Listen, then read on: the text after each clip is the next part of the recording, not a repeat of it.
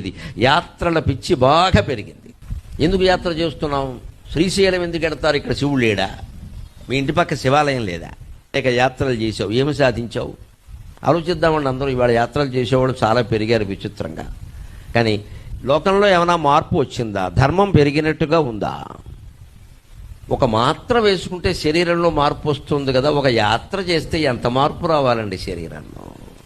అలా బెళ్ళకి ఆ మహిమ ఉందని, ఒక మాత్రకింత మహిమ ఉంటే ఒక యాత్రకి మహిమ లేకపోవడం ఏంటండి? కాశీ పెడతారు, ఆ నీళ్లు పట్టుకొచ్చి రామేశ్వరంలో వదులుతారు, ఆ నీళ్లు పట్టుకు ఇంకో నెత్తి మీద పోస్తారు, బుద్ధి మాత్రం మారదు. ఇంట్లో గొడవలే. ఏదో అరెకరం పొలం కోసం 6 సంవత్సరాలు కోర్టు చుట్టూ తిరుగుతారు. కాశీ ఎందుకు వెళ్ళావు? బుద్ధి లేక. కోర్టుకు వెళ్ళడానిక? కాశీకి మిగిలిన వాటికి తేడా ఏమిటంటే అన్ని చోట్ల మరణం అమంగళం, కాశీలో మరణం సర్వమంగళం.